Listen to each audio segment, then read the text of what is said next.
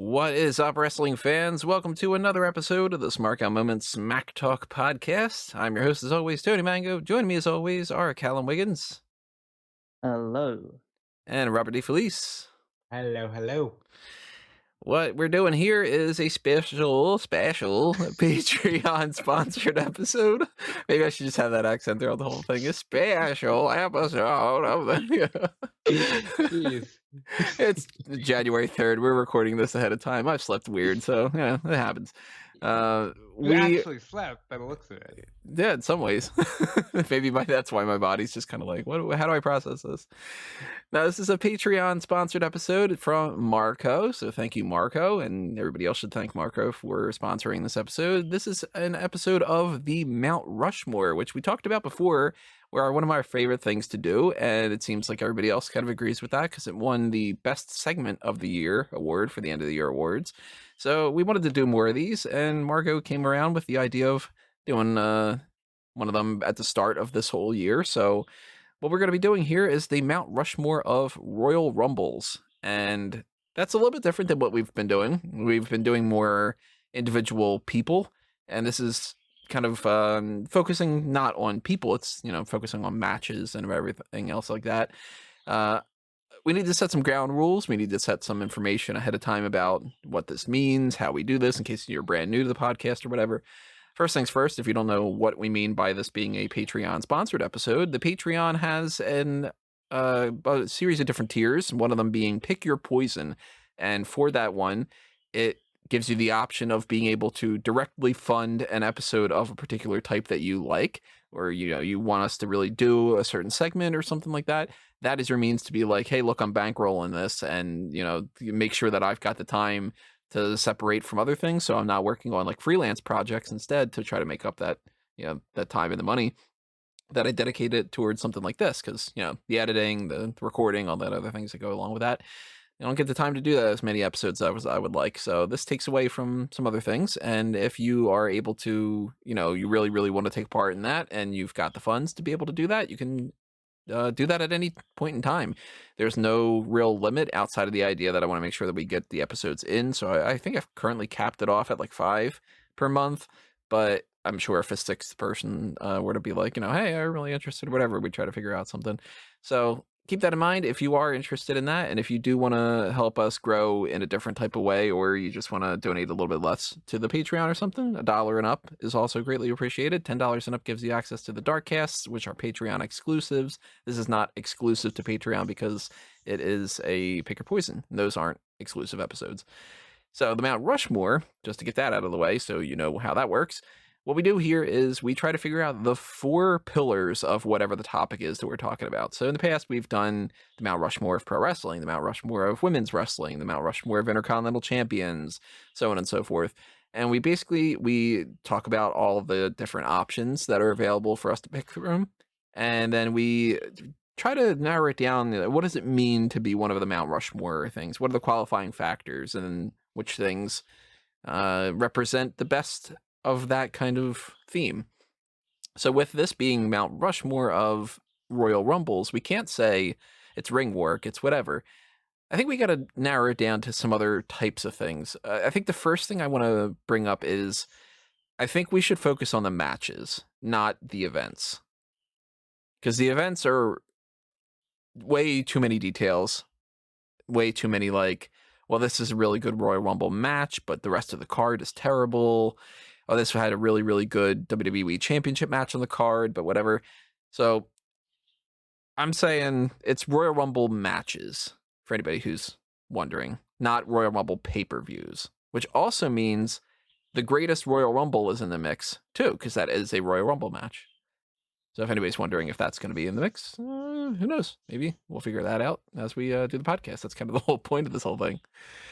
Very quickly, just to get it out of the way ahead of time, if you are checking us out on YouTube, hit the like button, hit the subscribe button, hit the little notification bell, hit the applause button if you feel so inclined, and hit the join button if you want to be a part of the non-Patreon, but still kind of Patreon side of things there. Follow us on Facebook and Twitter at SmarkOutMoment, and I'll do some other plugs a little bit later on. I don't really feel like bogging that down too much. So one of the other ground rules that I would say here for the specifications of what we would pick through the good and the bad and whatever. I think that I agree or disagree on this. You guys can argue whether or not you are on the same wavelength. I think that how things play out after the Royal Rumble should be a factor, but maybe shouldn't be the biggest factor.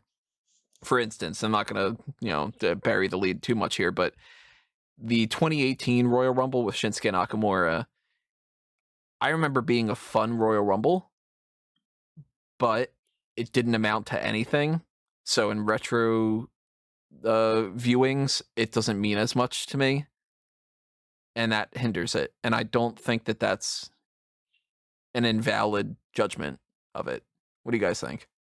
I think that's fair because part of what makes a Royal Rumble special is, hey, they're going to WrestleMania, and we won't see this a lot in the beginning, but in recent years, they're going to WrestleMania doesn't always mean, wow, they're gonna be etched in immortality. Like sometimes, like just to use Shinsuke as an example, where's Shinsuke right now? It doesn't really feel like, oh man, this is a guy who fought for the title at WrestleMania. I think it's fair. Yeah, I think you can play a factor into it. I don't think it should be a major factor in it though, because there's one match in particular that I have in my mind, which the guy who wins it doesn't win the title WrestleMania, but so I don't necessarily think that it needs to be like a be or end all thing, but it's definitely something that could maybe separate one from going in to one that we keep out on the sidelines. So, what other kind of things do you think are going to influence your decisions here? I mean, the winner, obviously. Yeah, the winner's a big deal. I think we need to consider like particulars, like people that within it that had their own like little stories or developments that actually took place within the match outside of just the whole overarching, okay, this guy's going to win. So I don't think there's too much in terms of like surprise returns or anything like that. It just needs to feel like it was a fun match that was all kind of had little bits and pieces in it, which made the entirety of the hour-long spectacle that you were watching enjoyable, and then came to a satisfying conclusion at the end of it.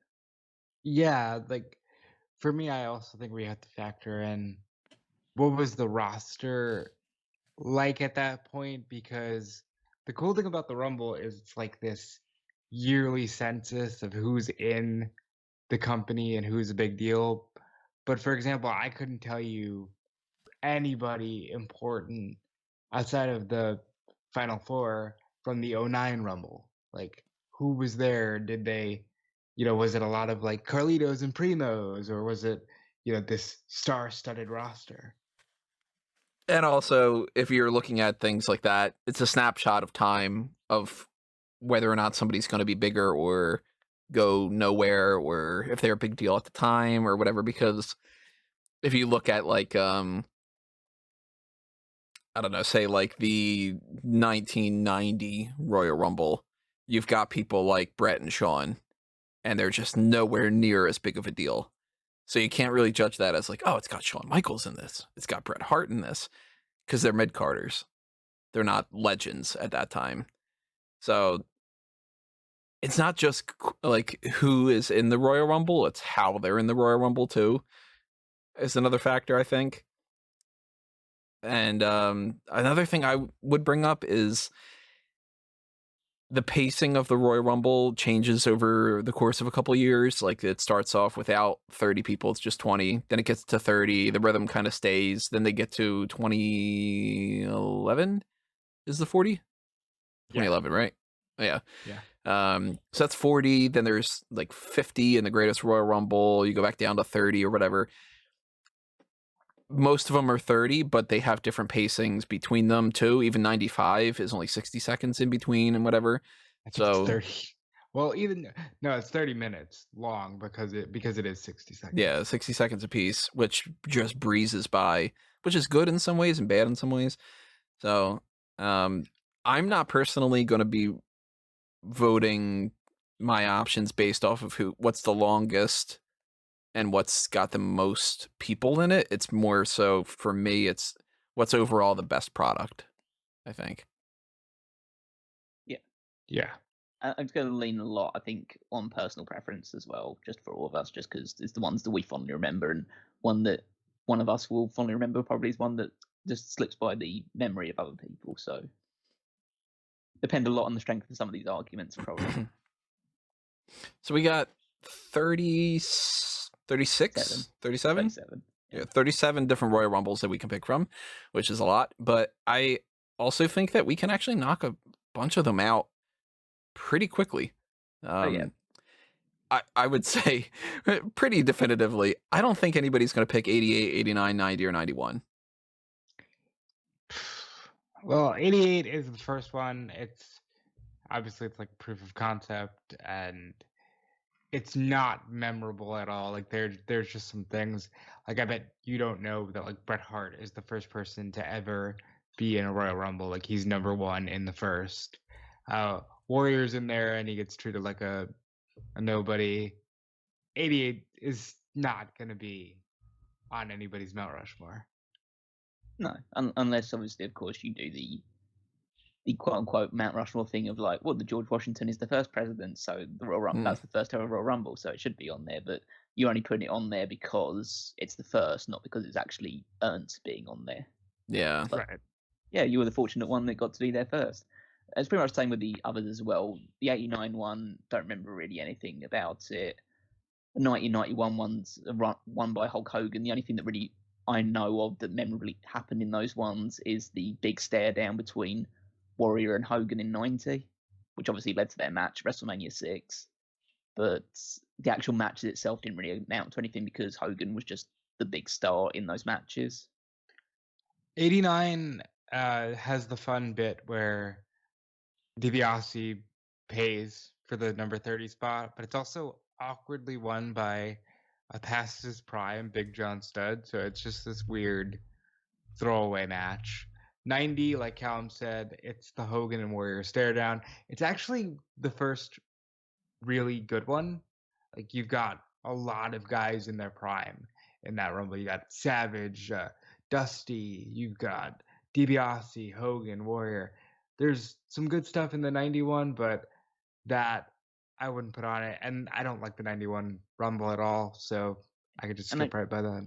And I think fundamentally the biggest thing that eliminates those four is the fact there are no stakes attached to that match. Absolutely. Yeah, that really hinders that quite a bit because, Hacksaw Jim Duggan wins, and it's like, oh, great, he won this gimmicky match.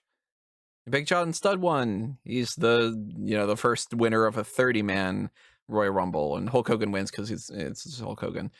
But he's the champion, so that's at least like you can say he's the only time the incumbent WWE champion won the Rumble.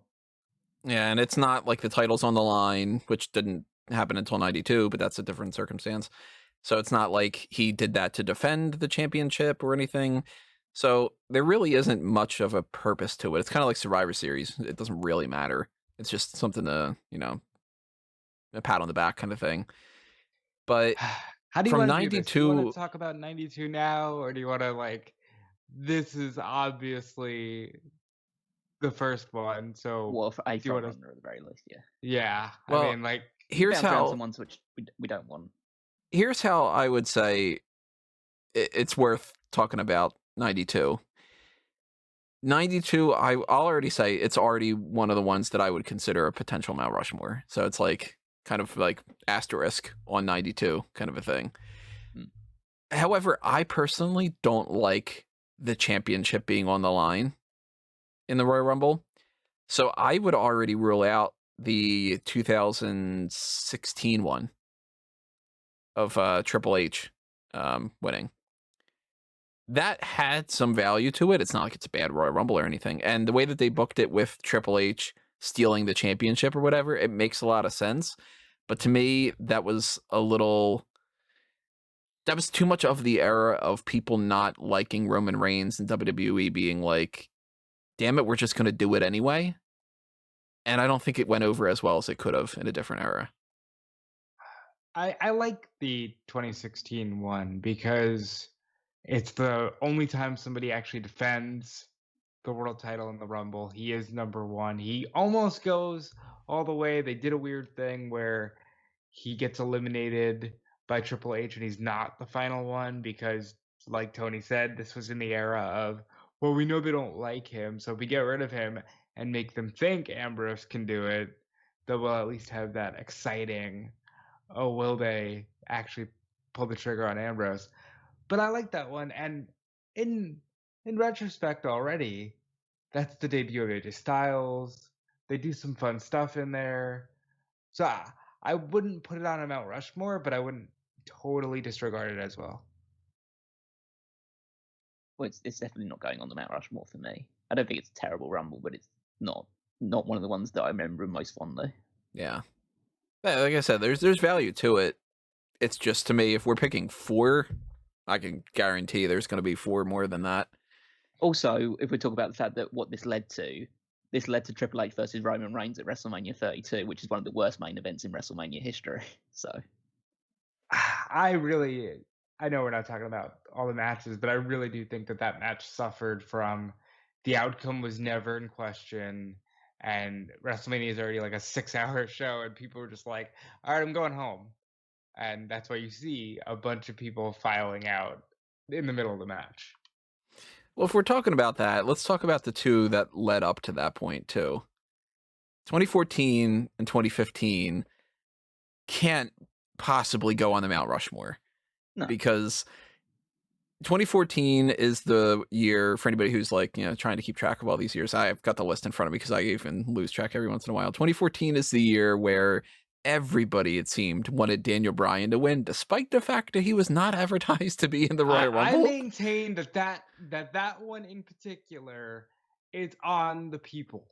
They never once told you this man is in the Rumble. No, but that's on the company for never ever advertising who's in the Royal Rumble leading up to it. That's on the company.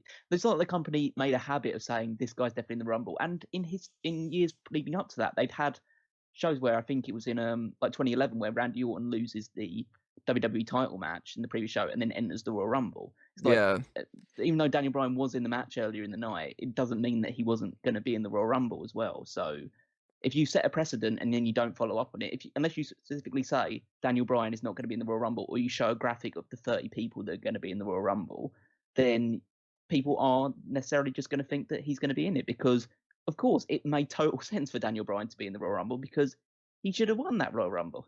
Yeah, I mean, in previous years, they've had The Miz go into the Royal Rumble. I think it was Miz, right? Miz and MVP off, they had a United States title match in the previous night. Yeah, so they watch that one. They go in there, so it's not like, well, they've already got a match on the card, so they can't be in it. CM Punk went into, or no, it wasn't CM Punk, it was Chavo, went into the Royal Rumble as ECW champion, which that was the first time that it was ever like, why is the champion going in there? Oh, it's because it's not a world championship. Oh, okay, now we'd realize that it's not a world championship. Like, there's a lot in that one. We're going to talk about 2008. The 08 Royal Rumble, and what made that weird for me was the year prior, Lashley held the ECW title and was very much included in the Will Undertaker challenge Lashley. Yeah, that's why it was really strange to see the ECW champion in the Royal Rumble. And then when you go, oh, it's because it's no longer on par with that. Okay. Like that made a big statement about that. We'll get into 2008 in a different way later on. Well, I think the biggest sign that it wasn't on par with the 2 world titles was the fact that Chavo Guerrero was home. That could be that. Correct.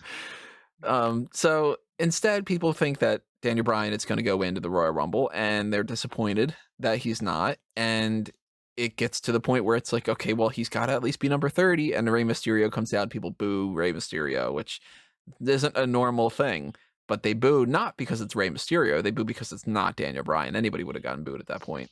So it ends up with Batista and Roman Reigns. And this is before people hated Roman Reigns. But it might be the start of it a little bit in some ways, where Batista wins by eliminating Roman Reigns. People are cheering Roman Reigns because he's a heel at the time, if I remember correctly.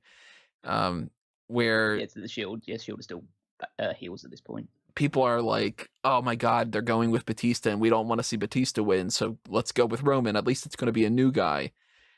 cut to 2015, WWE goes, oh, well, they cheered Roman Reigns in 2014, so we're going to give it the ball to him and whatever. And people go, no, we still want Daniel Bryan. And WWE almost purposely goes out of their way to throw him out early just to be like, no, F you, which just upsets people. And I mean, there's video evidence of it. I'm at the Royal Rumble in 2015. I'm recording ahead of time in the parking lot asking people, what do you think? And people are like, anyone but Roman. It's got to be Daniel Bryan. Anyone but Roman. So WWE knows full well. They can't possibly not know. They do the research. They can see what's happening on social media, whatever. They know people are going to be upset. And they book it in a way to be like, almost kind of like a kick in the balls, sort of. Now, I personally, I was cheering for Roman Reigns to win it because I wanted Roman to beat Brock and to be that guy. And then, of course, Roman doesn't even end up doing that because he ends up being the cash-in at WrestleMania instead. So 2015 is definitely out of the mix.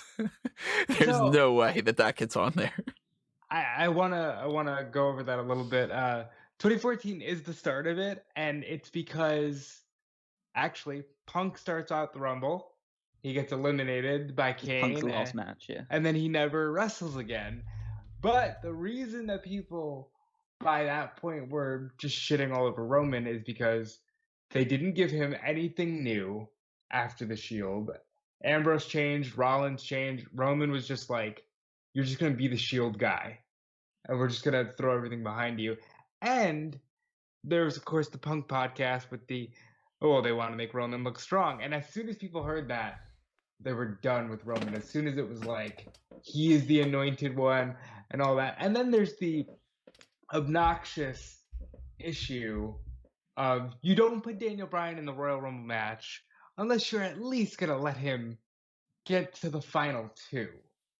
And when they had Daniel Bryan be eliminated, no questions asked by Bray Wyatt within, I think, what was it, somewhere between 5 and 10 minutes of his entry, it was just like nobody cared. Roman Reigns got people to boo The Rock. Yeah. That was one of the worst Royal Rumble experiences I can ever recall watching. Yeah, Bryan lasted 10 minutes and 10 seconds. He was number 10 and he got eliminated as the 12th person. That's terrible. It's also one of the most just egregious endings to Rumble. It's obviously with the Roman winning and The Rock coming out to help him, and they do the bait and switch of Rusev, which makes Rusev the biggest babyface in the company for like 2 minutes before he gets eliminated. But it's about Big Show and Kane as well. Like these two massive over the hill wrestlers just eliminating every other babyface in the match. So Bray Wyatt was in the Rumble the longest. They eliminate him. They eliminate Dean Ambrose. They eliminate Dolph Ziggler. They eliminate everybody outside of Roman Reigns. And then as soon as it's Roman Reigns left, they start fighting each other because that makes sense. And that's like, they might as well said at that point, we're going to start fighting each other because this guy is going to win the match. So we just like have to start hitting each other now. You know how if you listen to the Pritchard podcast, he'll say things like, well, what would Hogan do? That was a very, like, we're just going to book this as though it's 1989 and Hulk Hogan's going over. Because none of that was pleasing to the audience. And then they do this weird thing with Rusev, where it's like, oh, but Rusev might actually win. Nah, never mind. Where it's like, that's really like, it's a trolling kind of Royal Rumble. You know, like they go out of their way to set up Bray Wyatt and Rusev to get a lot of eliminations. Rusev gets 6 and Wyatt gets 7. So they get the most per match outside of Roman Reigns, who gets 6 as well. But Bray Wyatt gets 7, so he wins that little accolade. But it's like, so you want us to really think that there's a lot of stuff behind Wyatt and a lot behind Rusev, but not enough. And also, screw Daniel Bryan. Why are you guys cheering him? He's out of the Royal Rumble already. And like you said, that's, you know, Big Show and Kane, which I've never had an issue with Big Show and Kane, but a lot of people have always been very like anti, oh, Big Show should just retire and whatever. So they got to know that at that point too, of just being like, well, it's not going to be something that goes over super well. It's also the Royal Rumble where Curtis Axel doesn't get eliminated because of the whole Eric Rowan thing, and which I like the whole Axelmania type thing. That was fun, but that also is sort of like, it was just a joke. And it's just a weird Royal Rumble. Like, out of all the ones, that's the one that I ended up having, that I saw in person. And I'm glad that I saw it in person and everything, but it is a weird Royal Rumble. So to me, it's like, that's a guaranteed no, for sure. What other guaranteed no's do you guys think you would put The out on the greatest list? Royal Rumble. Yeah, that's got to go down as guaranteed no too. I mean, I there's just rewatched that a couple weeks ago. It's not good. there's It's some full of fun absolute- elements to it, but it's very little Yeah, amount. it has no stakes attached to it because it's basically Braun Strowman just won a green belt, so which we've never seen since that point. No, not even And- the day afterward. Yeah, and then it's full of just mostly jobbers. A couple of things. Obviously, Daniel Bryan being in number one, just surviving all the way through, is great. But it's other than that, it's just a load of nobodies really in the Rumble outside of him, Strowman, Gab Lashley in there for a while. He gets eliminated by Big Cass, if that wants you, that Yeah, tells no. you where we're at. This was right after Daniel Bryan got cleared to return to action, and they're like, "Let's put you in at number one and have you wrestle for like 2.5 let's have hours." you wrestle an hour. Like, Yeah. oh, you're cleared now. It's all good. And then let's give you your first feud back, Big Cass. Yeah, What do you mean we have to turn him heel to get him any sort of attention back on him? My favorite thing about that, and it's even funnier now, seeing as how things have gone, Tucker was randomly in that Rumble. And this is at the point where they're not even really on NXT TV that much. And they're just like, oh, here's Tucker. No Yeah. Otis. Just here's Tucker. Babatunde's in this too. Yeah. You know, let's get a big guy in there. He's big. And this random sumo wrestler because Yeah. they wanted Yokozuna. Right. Yeah, that's so strange. Just let's have Yoko. We can't because he's dead. Oh well, get another Yoko. We can give you a Yokozuna. Yeah. So What if they would have built him as that? Coming to the ring from whatever, a Yokozuna. Yeah, greatest Royal Rumble, not making it to the list. Other stuff, and again, I don't want to just like paint this as brush, whatever, but it's just a case of they haven't been as good as the 4 best men's rumbles, so all 3 women's Royal Rumbles, I'd say, are out of it as well. I'm glad that you're getting that out of the way. I really enjoyed the first one, right? Well, except for Stephanie on commentary. But the first one was pretty good. The other 2, I can't really say, oh, wow, it's been a lot of fun to watch, and they all led to these great payoffs. Because, yeah, the Becky thing was cool, but they went through this convoluted way of getting her in there. Mhm. And the thing with Charlotte, we've talked about ad nauseum on this podcast. So, the women's rumble last year was great with Bianca and all that, but the payoff, not so much. So I'm eliminating all 3 women's rumbles. I fully agree. For multiple reasons that we've already said. Like, Asuka wins the Royal Rumble, awesome. Fails at WrestleMania. Becky wins the Royal Rumble, convoluted way to get it to that. Succeeds at WrestleMania, but that's also the year where they, for some reason, they decided that both Royal Rumble matches should have somebody get attacked and then replaced. They really shouldn't have done that with the men's. Because what was the men's? It was Nia Jax attacks R-Truth. Was it worth it? No. It would have been better if it wouldn't have been that. If Becky would have just gotten in separately. And then the Charlotte thing, yeah, she ruins Rhea Ripley's momentum, so screw that. But they are fun matches to watch. So it's not like they're completely invalid. It's just we're looking for the top 4 here. So And that's the thing about all of these. The Royal Rumble is easily the best gimmick match and the most fun match of the year. But there's just some that, in comparison to the others, are lackluster. Like, I'm going to say right now, the year 2000 Royal Rumble, Madison Square Garden, not getting anywhere near my Mount Rushmore. I think that match sucks. I don't know what I would say my least favorite Royal Rumble is. It's got to be probably 88, just because it's just old-timey and, people are just kind of standing there doing, like, those horrible headbutts that they used to do and, like, God, what's that move that they did constantly in the old days where, like, they would put their arms up really far and then they would really just kind of make it look like they're just sort of scratching the other person's back. Do you know what I mean? Yeah.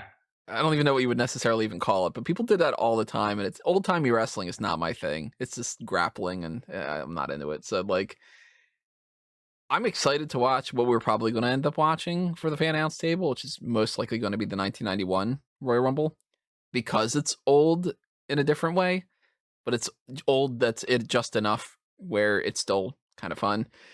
But I don't know what would be my least favorite. So all of these that I'm going to be approaching, they're all fun in some ways, even though if there's like an annoying winner or how they went about doing it might be a little bit annoying.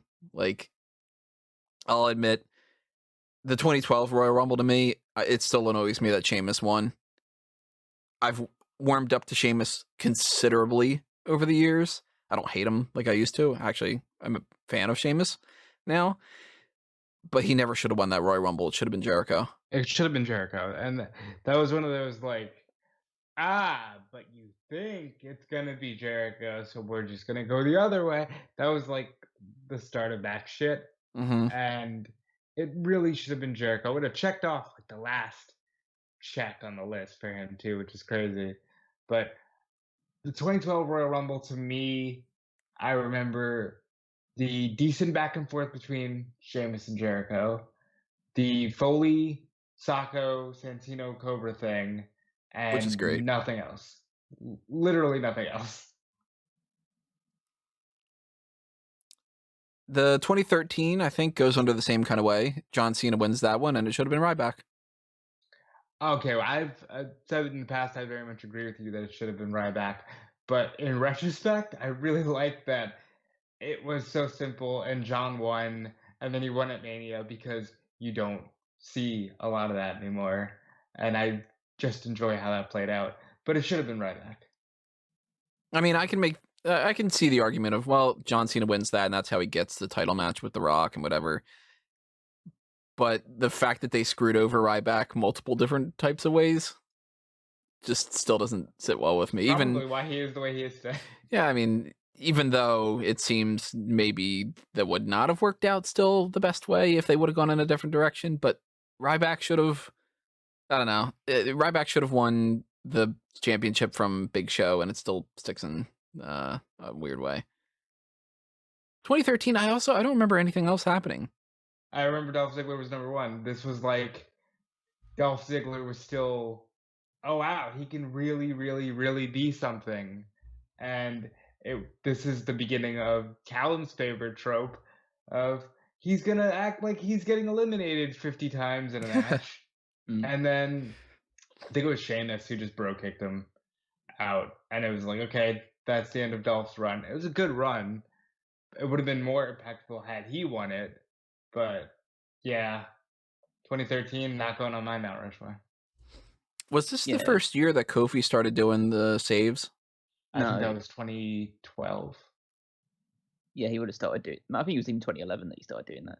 Because I think Morrison was still there in 2011. That's why I know it wasn't that year. Oh, right. Okay. Yeah, Morrison saves himself first. Then Kofi takes it to a whole new level. And then Naomi repeats a lot of the Kofi Kingston spots. And people are like, oh my God, Naomi's great. It's like, Kofi did them already. Like, yeah. Casey Catanzaro's, I think, even better when it comes to that. Casey did a really good one, the one that she was in. Yeah. Yeah, this is the one with Tensai in it and whatever. Yeah, so no, screw 2013 too. I guess let's flip it around. Let's talk about a good one here, at least from my perspective. There's a lot that I like about the 1994 Royal Rumble. I knew you. See, when Callum said in the beginning that it was going to come down to argument and perspective, I said this is going to be 1994 because Callum hasn't seen it and Tony's going to love it. Okay, go ahead, Tony.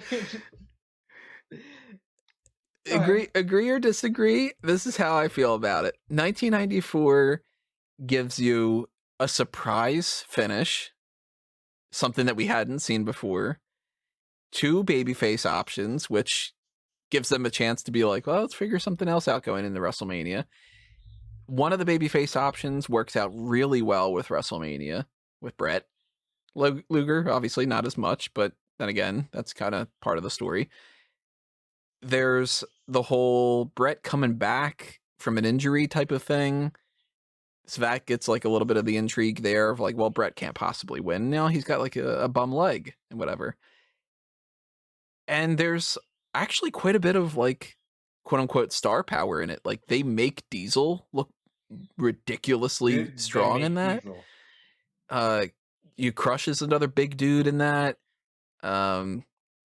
They've got a spot at the end that I really like quite a bit, which is one of the head shrinkers, I think it is. Or no. I think it's Samu, and I think Samu. It's Shawn. And Shawn are the part of the final four with Brett and Luger, and they kind of swap dance partners and run towards the opposite end, and Luger and Brett toss the other two out to get to the final two like that. It's done flawlessly. It is a good little Rumble moment, but here's why, like, it just can't be on a Mount Rushmore. First of all, hindsight 2020, that should have been just Brett. Like, I like Lex Luger. I don't even think he's as bad as a lot of people like to say he is now. He's got the total package. I think Luger is great. And if you weren't going to at least give him the win over Yoko and then let him put over Brett, you shouldn't have had him anywhere near the WrestleMania thing. I do like that they genuinely hit at the same time. There's no, like, shenanigans there. But at the end of the day, this is also a Rumble with, like, Sparky Plug, and I'm sure, like, IRS is in there. Mabel, like, Hip Hop Mabel is in there, not even King Mabel. It's not a memorable year outside of, like, the Diesel moment is cool, and the ending is cool, but it's not a memorable Rumble outside of that. Cal, make it official. Tell me why it's 2 votes no. Well, the only reason I can really give it a no is because I don't remember seeing it, so I literally can't give it one way or the other, really. No, that's not fun. This is the Rumble where they make Diesel. Go off on that. Well, yeah, I mean, that's obviously problematic going forward, but I guess it just, the convoluted way of ending it, I know they haven't done a co-winner before, but there's a good reason why they haven't done the co-winner since that, because it wasn't a good idea. So I just feel like Bret Hart would have been the right choice to do it. I think maybe they decided to go with Lex Luger and Bret Hart because Vince wanted Lex Luger to win and the crowd wanted Bret to win.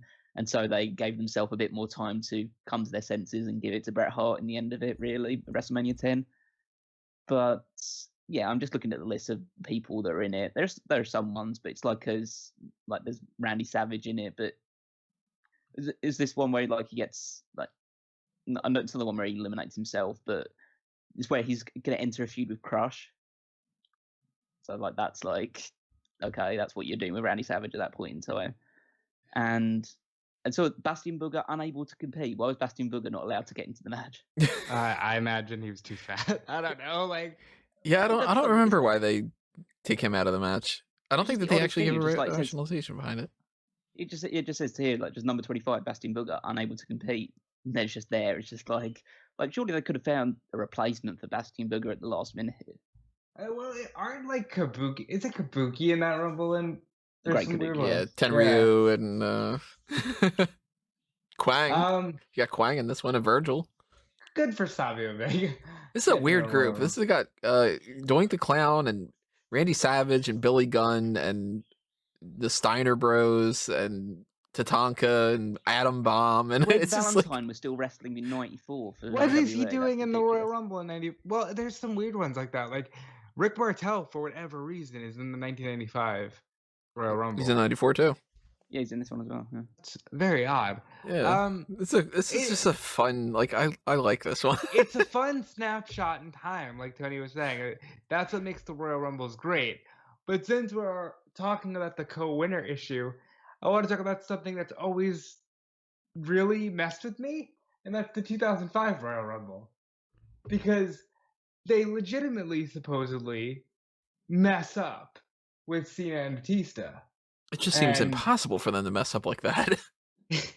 Right, but why didn't they just go, and you are the co-winners, because you're both going to Mania, right? On different shows.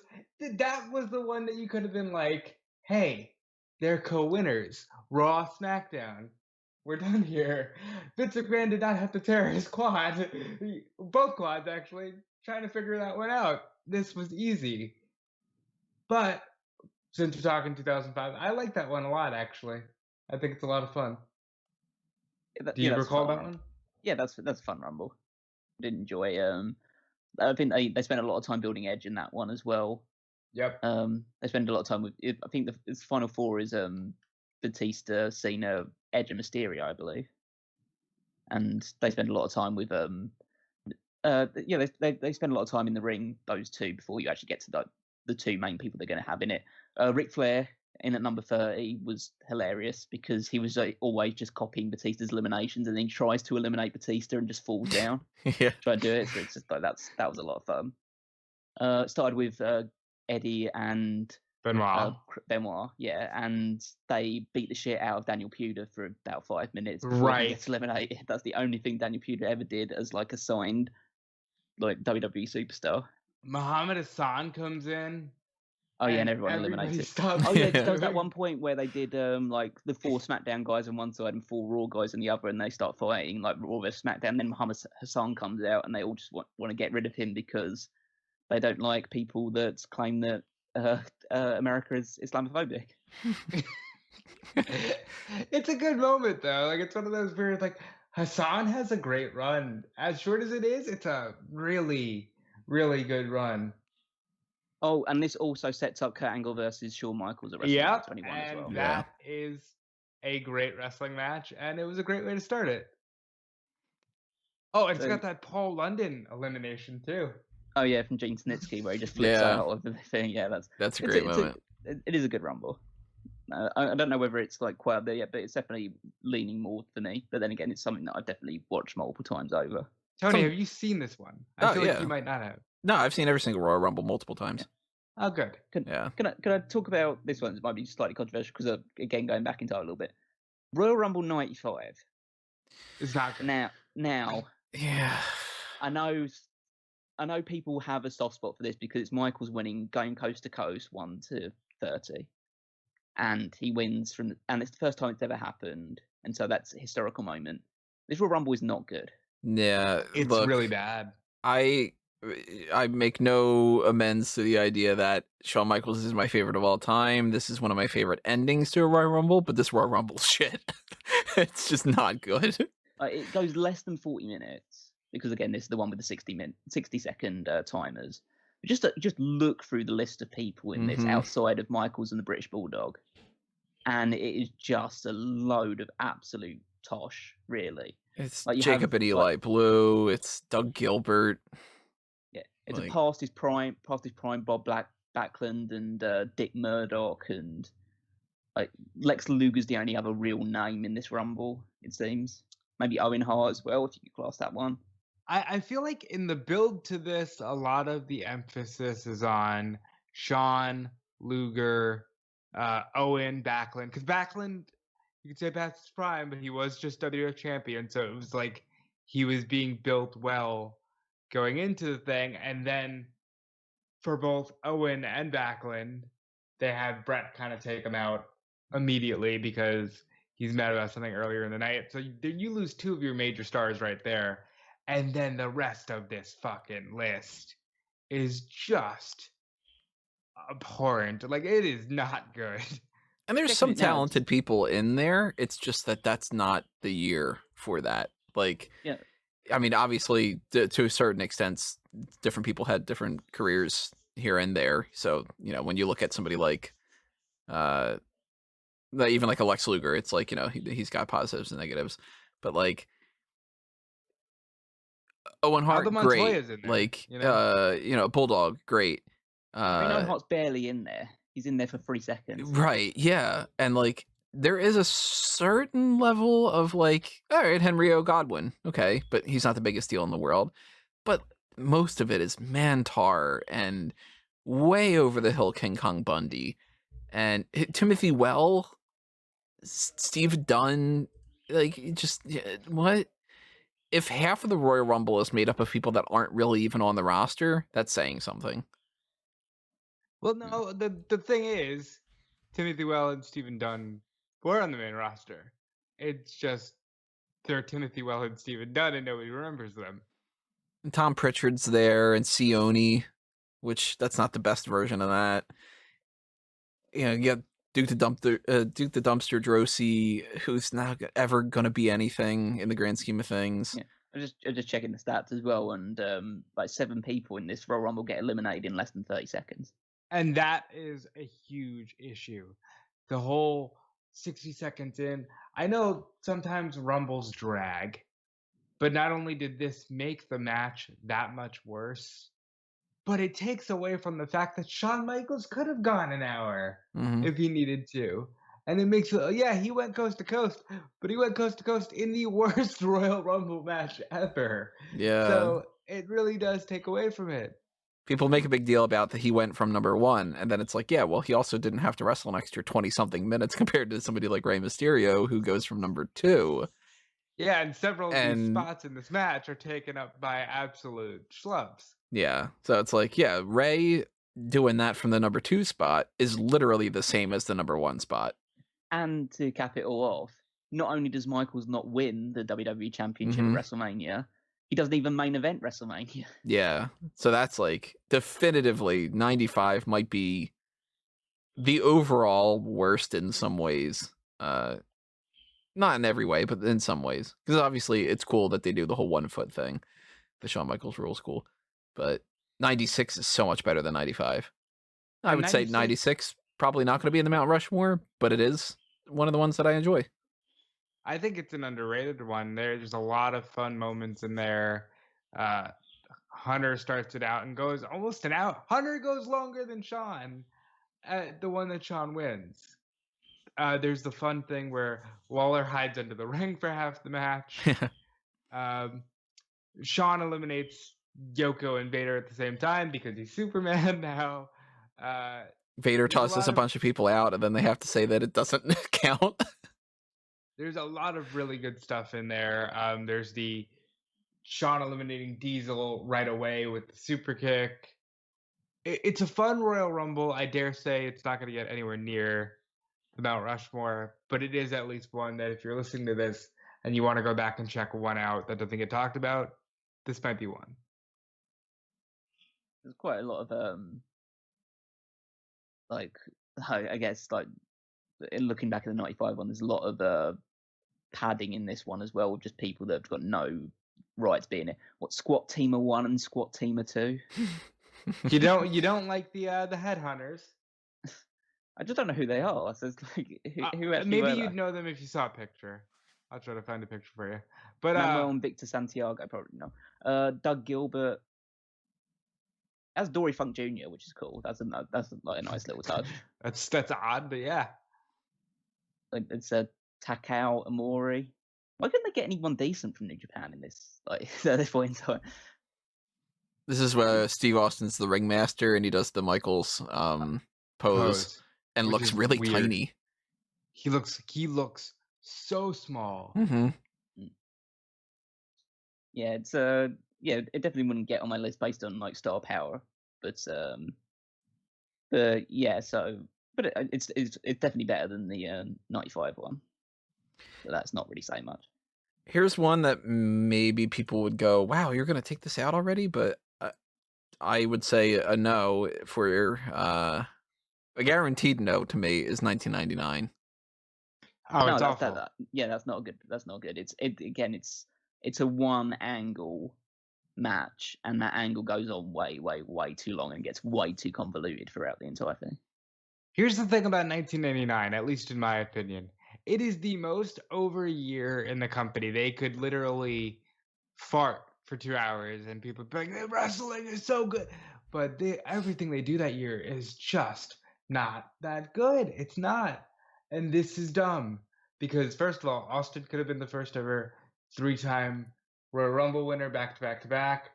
And then again, you're doing convoluted things where Vince won, but obviously Vince isn't gonna challenge the champion, so you gotta go through St. Valentine's Day Massacre. Well, the angle is fine.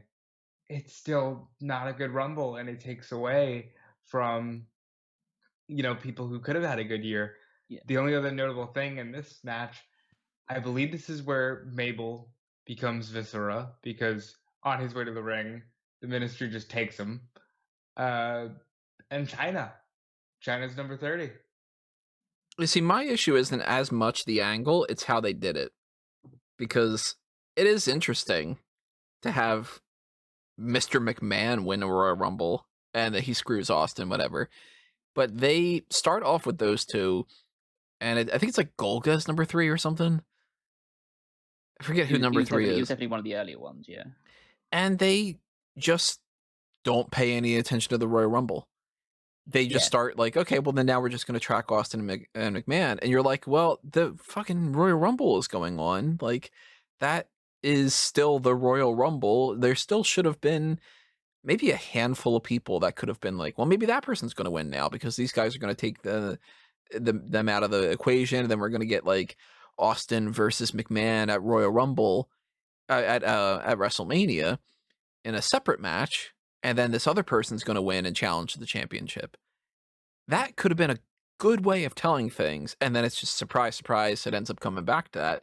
But when you cut away from the Royal Rumble and you have people standing in the ring, it's like Draws or something, is standing in the ring just not doing anything. And then it's like, well, let's see what these guys are doing fighting in the bathroom. You're like, okay, so just skip to the end when it's Austin McMahon. You know? It invalidates everything else. Let's not also forget the segment in the match where Kane comes in, eliminates the 4 other guys that are in the ring, then a bunch of guys in white coats come out, and he climbs over the top rope, eliminates himself, and then you have to reset the Rumble all over again. Yeah, this is just a mess. This is very, to me, this feels like it's very Vince Russo. Well, nobody really cares about a Royal Rumble. They care about Austin and McMahon and the characters, and it's like, I care about the Royal Rumble. I would have had more fun watching a Royal Rumble. Yeah, at that point, this was the 11th or the 12th Royal Rumble. People care.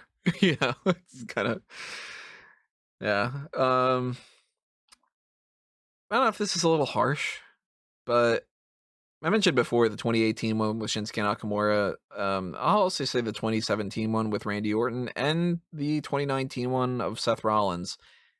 Just nah. I don't. They just happened, and I still don't remember too much about them. Yeah, I don't remember a great deal that happened in any of the matches. I don't think Orton winning was a good idea, especially because it led to that match with Bray Wyatt, which sucked. It was one of the worst matches for the WWE Championship in WrestleMania history. But they've got worms.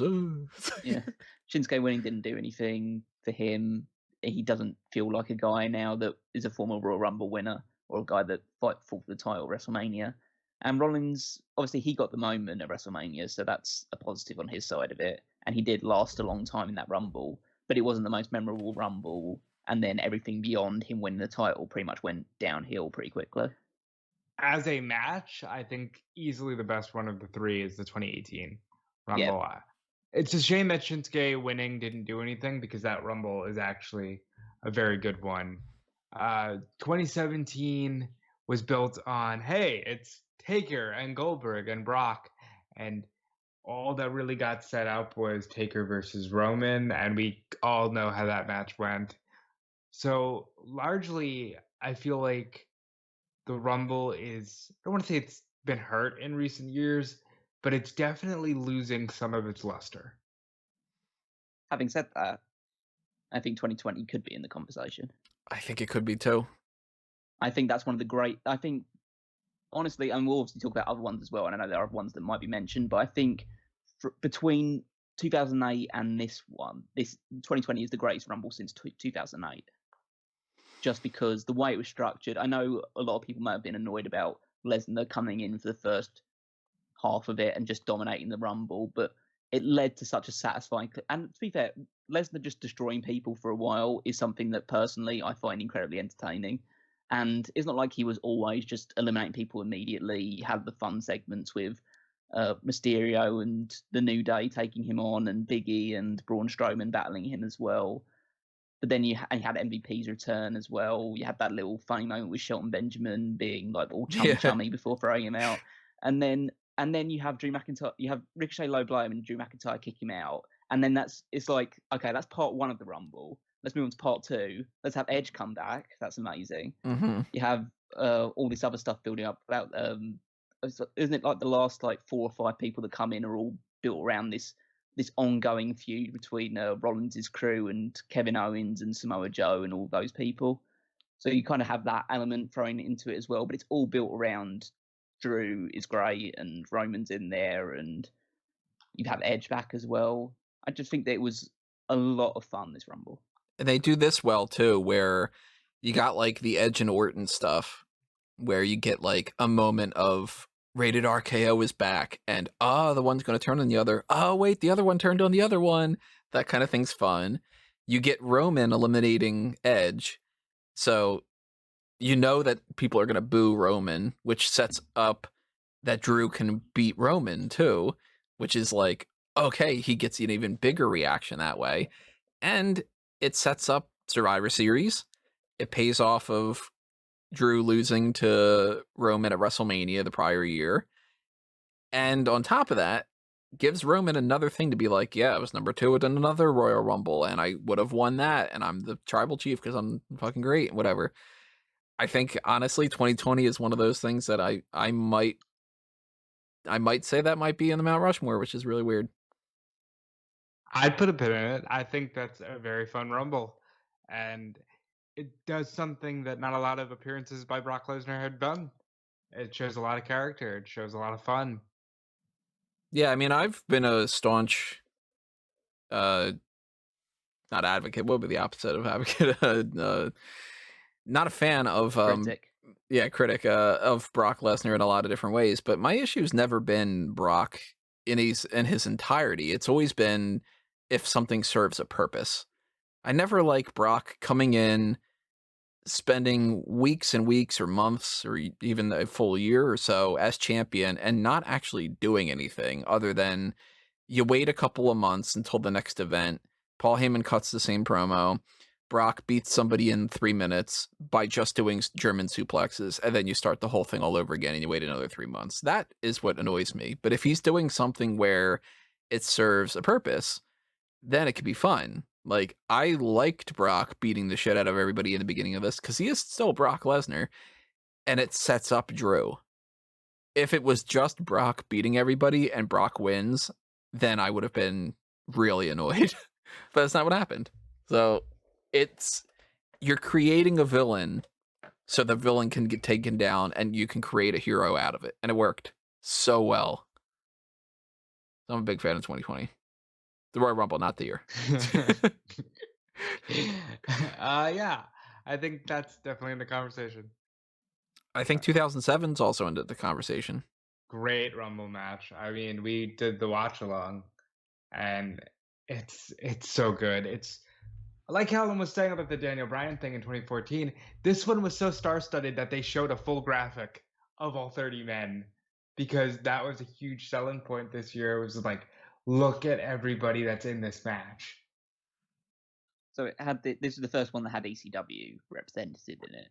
And it actually had ECW guys. Yeah. So it had the ECW champion could have been the one that you ended up fighting against. I think the 2007 one is fun. It's definitely a good Royal Rumble. I just don't think it becomes a great Royal Rumble until you get to the final 2. So once it gets to that big Undertaker versus Shawn Michaels close off where they wrestle for about 7 minutes before one of them gets eliminated, that's when it gets like to a next tier, because it's basically a match within a match. But up till that point, I kind of would go, yeah, it's good. I wouldn't put it Mount Rushmore tier, but I would say, yeah, it's a good Rumble. I think 2007 is my benchmark Royal Rumble as far as just like fundamental structure, because it kind of hits everything. You start off with Flair and Finlay. So you've got, like, I guess I would put it this way. This is how I would book most Royal Rumbles.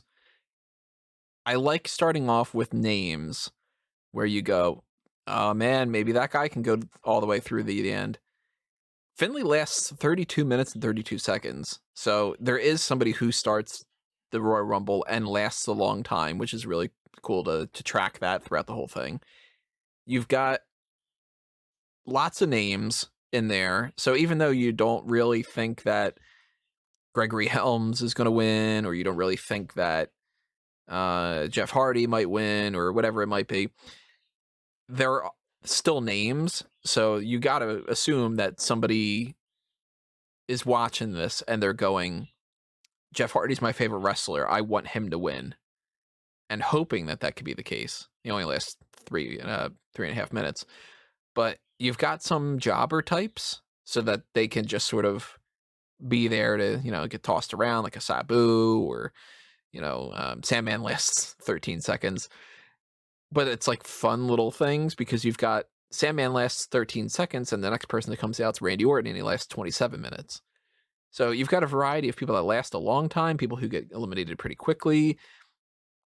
You've got the spot of a big dude needs multiple people to eliminate him because Viscera gets eliminated by Benoit and Punk and Edge and Holly and Nitro and Thorne and RVD and Shelton Benjamin and Shawn Michaels he's like the last person. He doesn't really reach it.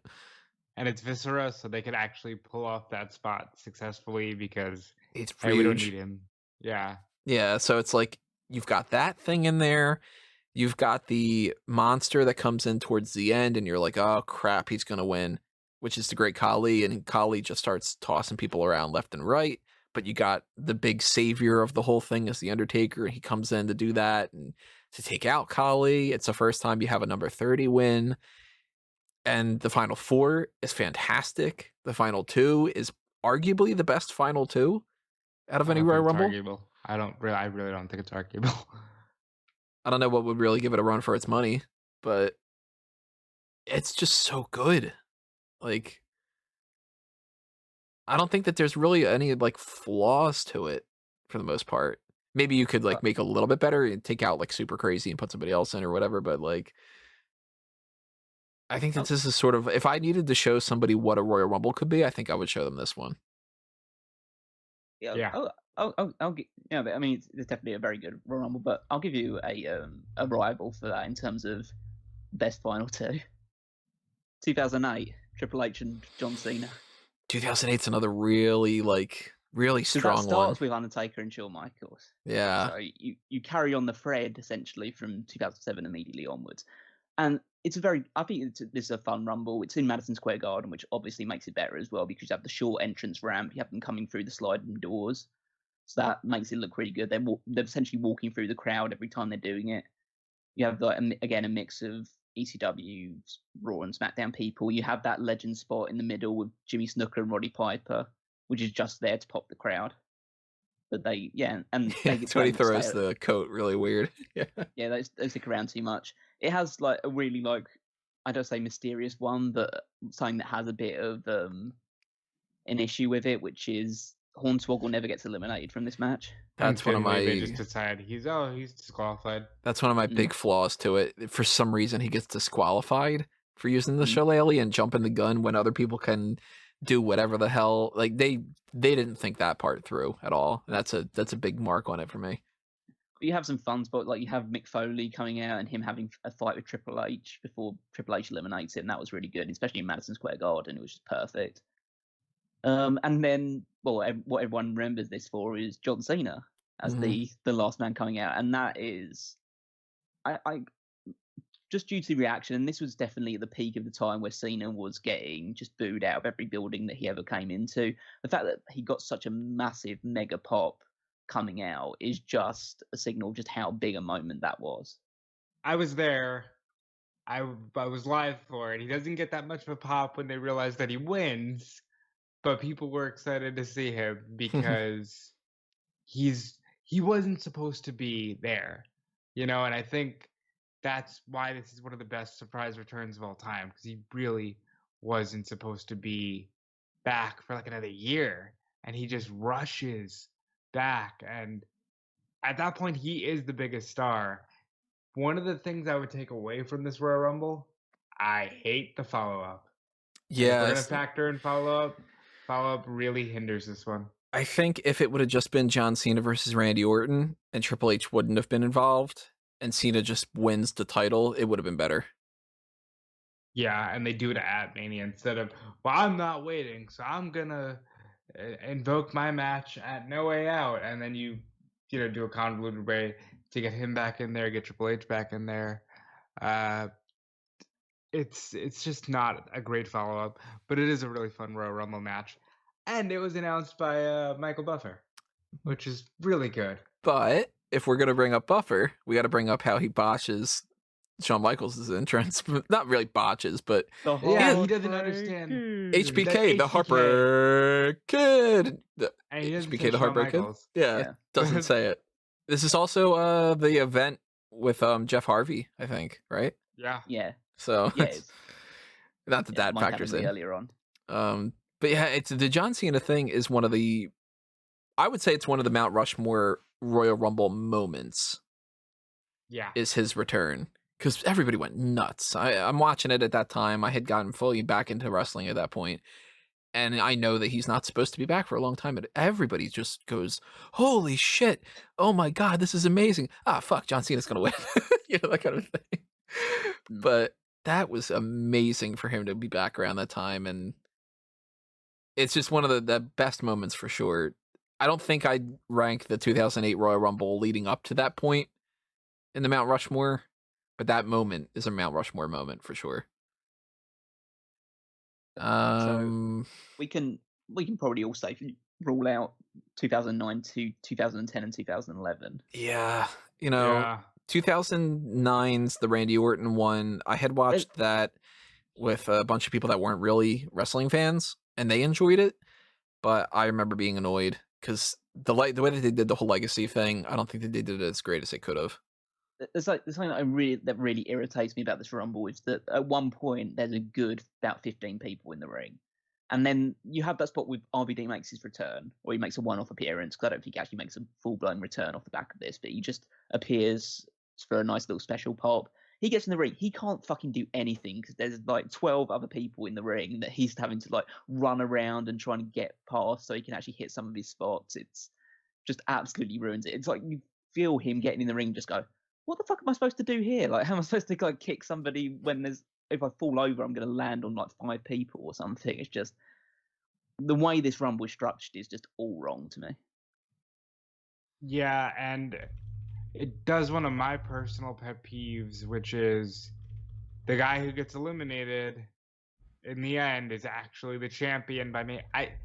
It's a small thing. I just don't care for that because the idea to me that Randy Orton eliminated Triple H to get to Mania and then has to fight Triple H at Mania and then loses, it's not very good. 2010 we watched on this channel. You can go back and check out that announce table. I thought it was great. Upon watching it back, it wasn't. Yeah. There are definitely some moments, but that one plays out better in the memory than it does in real time.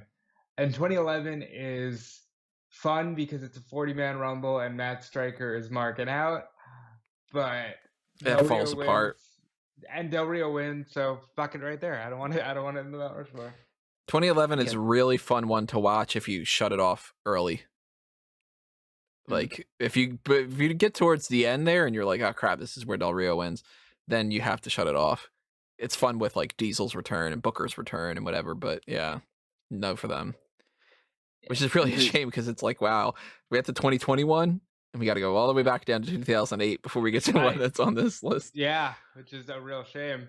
Yeah, but another one. Oh, go ahead. I was going to say, just because of the fact they had 40 people in it, there's just a load of dross in the match as well. Yeah. Like, there's really nobody of real note outside of, like, Punk, obviously. You'd have Randy Orton and John Cena. Even Del Rio at this point in time isn't, like, a big deal. Like, he's new, but he's not, like, he hasn't established himself as a big main event star yet.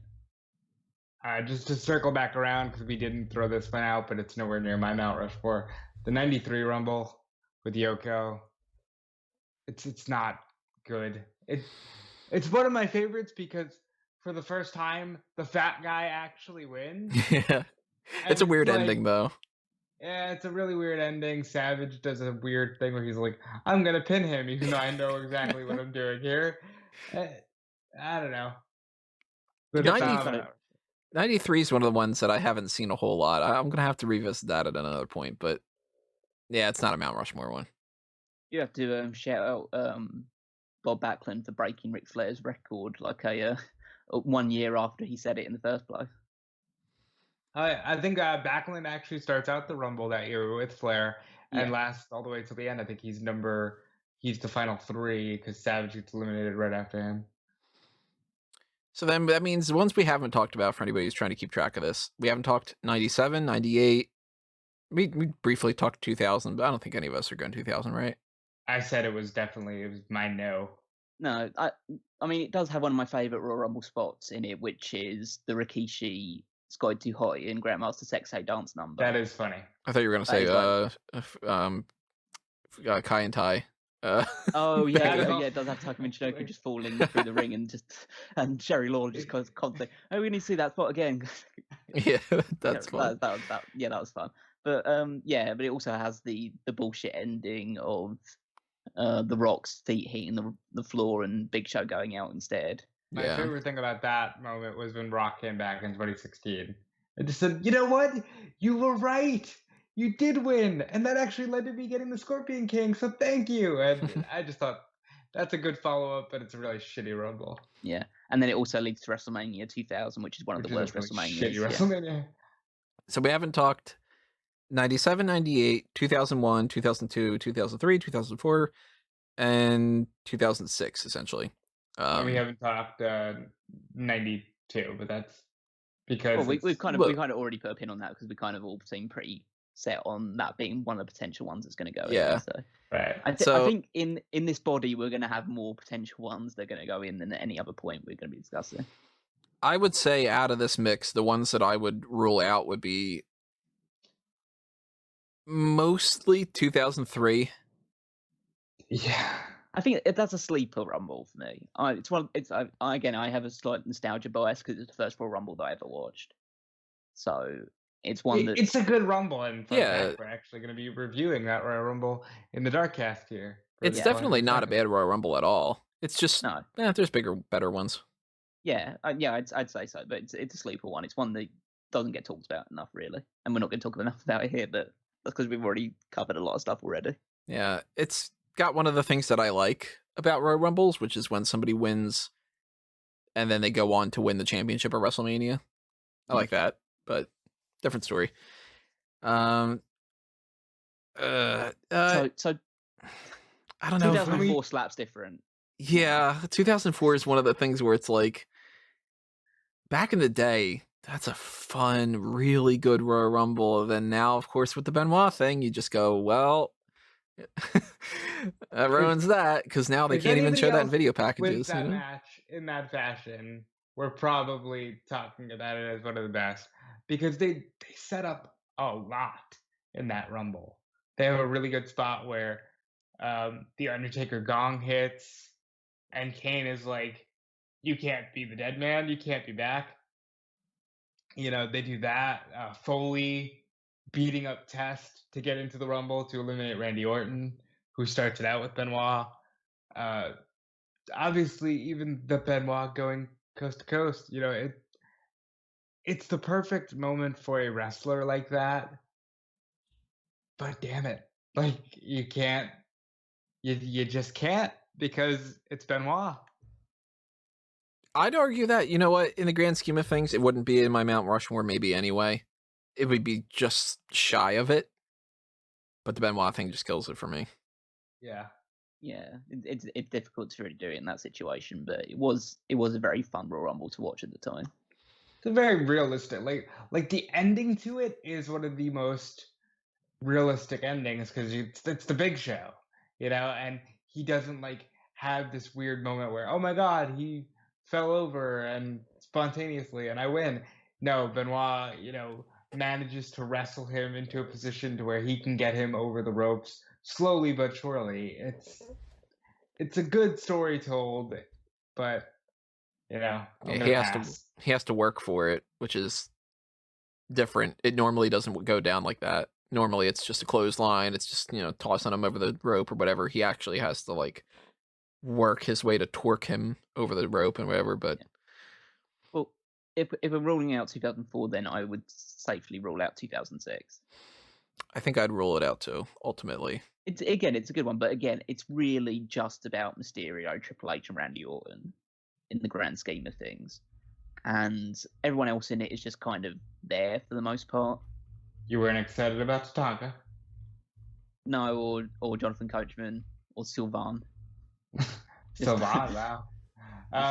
The Mysterio stuff is great. Triple H, this is really like we're over the hill a little bit with Hunter, but he can still really go, and I think moments like that for me are more appreciated now than they were at the time. And it's a nice moment because it's Mysterio, but I wouldn't put it in the Mount Rushmore. You know what else pissed me off about this match? I know people don't like harping on about that. Obviously, Mysterio winning was a big deal. Chavo's in this match as well. Chavo's in this match for less than a minute. Yeah, it's really He's eliminated strange. by Triple H. Like, I'm not saying that he had to go coast to coast as well, but maybe some sort of situation where him and Mysterio are working together for a little while, and they eliminate a couple of people together, and then he gets eliminated by Triple H, and that fires up Mysterio a little bit more, so he gets a little bit of a comeback. That would have been cool. But no, you just toss him off the top rope after when he's going for a frog splash after a minute. That's like, okay. So the actual family member of the guy that died a couple of months ago is not going to get anything in this Rumble, but the guy who we said is like his spiritual brother wins the whole thing. And it's weird, too, that it's Rey Mysterio versus Randy Orton versus Kurt Angle. Like, yeah, it's another one of those. Well, they do that stupid thing at No Way Out again, the convoluted stuff where Randy Orton beats Rey Mysterio for his number one contendership, and then Teddy Long just says the next week, well, I'm just going to add you to the match anyway. Yeah, so that ruins it all because it makes it go, well, okay, well, they weren't planning on doing the Mysterio thing and they wanted something else. Yeah, it was Kurt Angle versus Randy Orton. That was the match. Right. And then the Mysterio stuff got added. I guess they couldn't think of anything else for Randy to do. Well, it wasn't actually going to be Kurt Angle versus... Well, I guess it would have been to an extent, but Kurt Angle wasn't even supposed to be fighting for the world title. That's right. It was supposed to be Batista versus Randy Orton. Because Batista got injured in the lead up to 2006, so... I wonder if Batista was healthy, they just would have pulled the trigger on Taker a year early. Maybe. I mean, there's a lot of stuff that's really clouding like WrestleMania 22 in general, because Eddie dying. Eddie was supposed to be world champion after beating Batista because Batista was injured, but they had to keep the title on Batista because Eddie died, obviously. So, and then Batista ended up getting more injured, so they have to throw Kurt Angle into the mix, even though he was on Raw at the time. You have all the stuff that Eddie's supposed to face Shawn Michaels at WrestleMania 22, and then that obviously gets shit canned. So then you end up doing Michaels against McMahon instead, which is obviously fun, but it's a different thing. Do you think it would have been Orton versus Batista and Eddie versus Michaels? Shawn. Yeah, everyone kind of talks about the fact that it should have been, like, it wouldn't have been like a first time ever match between Shawn Michaels and Eddie Guerrero because they never faced each other one-on-one. Curious what Mysterio would have done. Probably Money in the Bank. Yeah, either Money in the Bank or a Cruiserweight title match or something like that. That's insane, though, to think he went from, maybe a Cruiserweight title match to like, okay. I mean, to be fair, what was Mysterio doing prior to? He was, because he was in that like top mix, but he was, I mean, yeah, the best thing I could think of is he'd be in the Money in the Bank instead of Flair, you know? Yeah, I wasn't watching it at that early in 2006. That was still in the range that I wasn't watching it anymore. Yeah. I can't exactly remember. I know Mysterio was going to be in that Survivor Series elimination match, which he obviously ended up being in. Because before that, he'd spent the entire year fighting Eddie. Yeah, pretty much. Yeah, he was in a feud with Eddie for the entire 2005. Yeah, so. But yeah, I'd rule out 2006. So then we haven't talked about we haven't done a deep dive in 92. We haven't talked 97, 98, 2001, 2002. Here's the good. Really good. Here's the good and the bad. 97 is fantastic in some ways and really terrible in other ways. Are you talking about Steve Austin getting eliminated and then throwing Bret Hart out? Well, like, it starts off and they've got technical issues. Now, that's not 100% on them, of course, but, you know, that's still a factor. It's technical issues. They can't get the countdown to work. The music's not working, whatever. And you've got Crush and Ahmed within 3 minutes, eliminates himself. He jumps over the top rope to get to Farouk, which, why would you ever do that? What's the purpose? So all they've done in the meantime is they've eliminated the fake Razor Ramon. and then Crush is sitting there in the ring. Now Phineas comes in, Austin comes in, eliminates everybody. He starts just eliminating people left and right. He does the fun thing with looking at his fake watch, kind of a thing, whatever. But you've also got an issue of, you've got these people from, was it AAA at the time? Yeah. CMLL, Yeah, one of those. yeah. So you got Piroth, you got Mil Mascaras who eliminates himself, Cibernetico, the Latin Lover, whatever. And it's like, none of these guys matter. They do in their promotion, but they don't in Did they WWE. advertise Sabu? Sabu? I don't remember. Dude, I feel like I remember him being advertised for like, and he's gonna be in the Rumble because they were doing the stuff with not only AAA but ECW as well, and that's why Funk is in the match. Terry Funk, not Dory Funk Jr. Pop that up again, but I think they had advertised Alexa, stop. briefly Sabu. It might have been. I don't remember that far back. Well, in And some they have ways. Flash Funk in it as well. Yeah, that's right. But like, I there's love this really Rumble. good stuff about this Royal Rumble, but it's a mess, you know? I love this Rumble match. It's one of my favorites because it makes Stone Cold Steve Austin. This performance sets up Austin as a major working heel. Between Survivor Series and this match, it's like, oh, Austin's going to be a guy, not nearly to the effect that we would later find out that he is, but this is such a huge moment for him. And it's Brett's last Rumble. It's a great Rumble for Brett. I love they didn't see Austin get eliminated, so he's just going to sneak back in there. I thought that was genius. There is so much good here, and of the ones that we have left, I can feel safe putting a pin in the 97 Royal Rumble. Well, for each good thing, there's a bad thing, though. Like, I really like it takes a king, and then one punch later gets eliminated, and Lawler just goes back to Noah King. Like, that kind of thing is fantastic. But and then the entire time he's like, if I was in there, but I'm not gonna get in there. Like, he acts like he was there for the match. That's a lot of fun. Like, that's a big positive for me. One of the negatives is, technically speaking, the final four involves fake Diesel, and they just say, No, nah. it doesn't. Yeah, it does. Yeah. No, it doesn't. Nope. Yeah, he's the Nope. 28th man eliminated. Nope. he was eliminated legally. The other three weren't. Suck it. Wasn't fake Diesel. Well, yeah, because if you count the fact that Austin was already eliminated and he eliminates the other guys, then it's like, okay, so Diesel's the only one that's left that wasn't illegally eliminated. So, like, that's weird. And then it ultimately does turn out that the Royal Rumble winner doesn't challenge for the championship at WrestleMania. Now, That's my biggest issue. technically speaking, he goes on and has a far better match.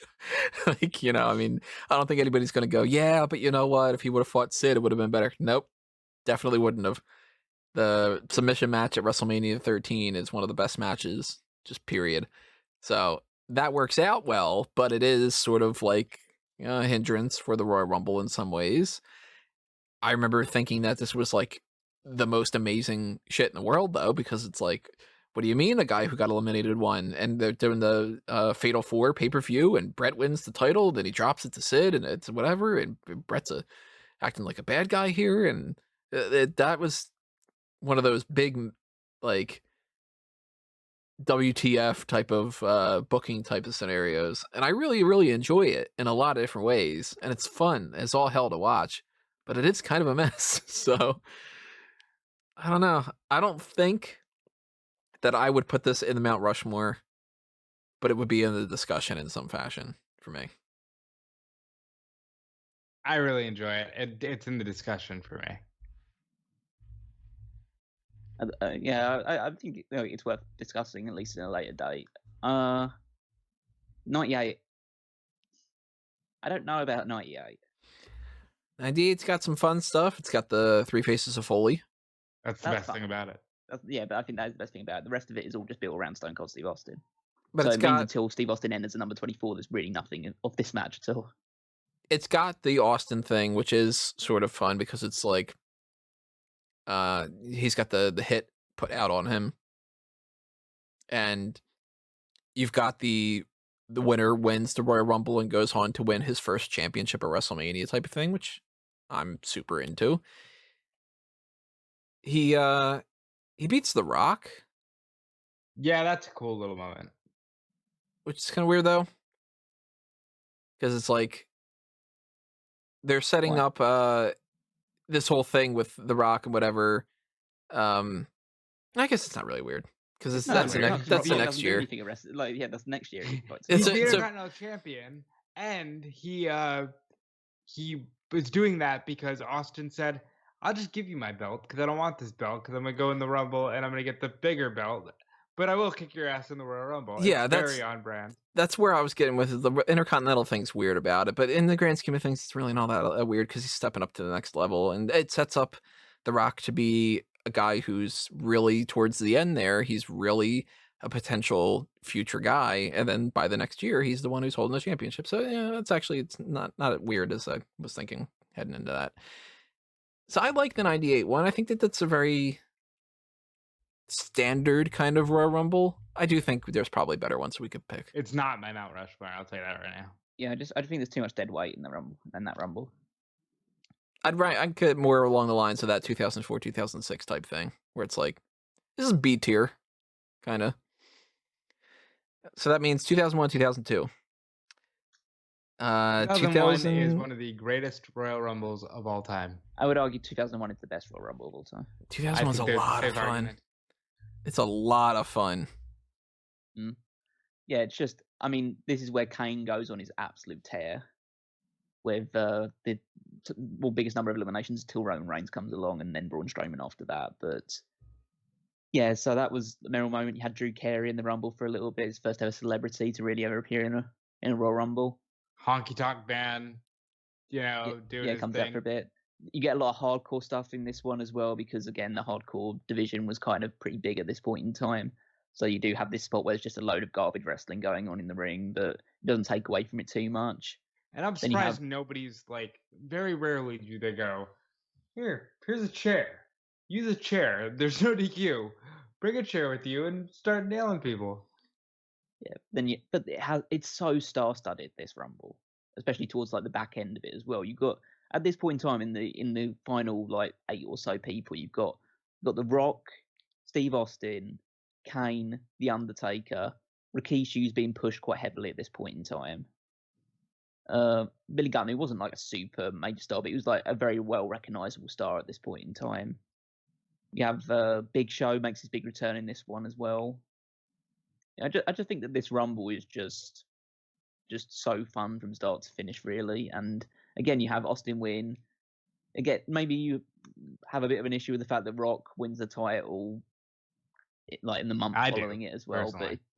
But I don't, because like, of course you're going to do Rock versus Austin at WrestleMania. Well, I'll say this: I have less of an issue there because, it all made sense. These are all guys at the top of their game, and WWE at this point, they're still super hot. Rock could have been the winner of this Rumble, and it would have been fine. You could have had Austin, beat Kurt Angle. It would have all played together well. This is easily the best performance by a big man in a Royal Rumble. Kane's performance here is great, and it's not padded like the Roman Reigns eliminations, where if you look at that Rumble, he eliminates like El Torito and JBL, and they threw all these people in the Rumble just to, have Roman Reigns break the record. This is how you do a Royal Rumble. This is the best Attitude Era Rumble. This is one of the best Rumbles. I don't know if it's the best, but it's definitely in the conversation. And I think it's a surefire lock for the Final Four on the Mount Rushmore. I wouldn't lock it, but I got it up on the list because this is just fundamentally one of the most fun ones to watch too. I'd actually argue 2002 is a really fun one to watch too. Oh, yeah. That's what I was going to say as well, because the thing that I remember most about the 2002 one, obviously, is Triple H returning and the stuff that happens towards the end of it as well. But one of the big things is Undertaker and Maven. Yeah. Because that is just like I don't think they've ever done anything of that ilk in a Royal Rumble since, of just having an absolute nobody eliminate one of the top stars in the company. And not even like a Ric Flair type where it's like they're way past their prime, but they're a big name, but it doesn't matter if Kenny Dykstra eliminates them or somebody like that. Yeah. It would be like WWE champion a couple of months past this point. Yeah. And he gets eliminated by a guy who only signed with the company a month or so earlier.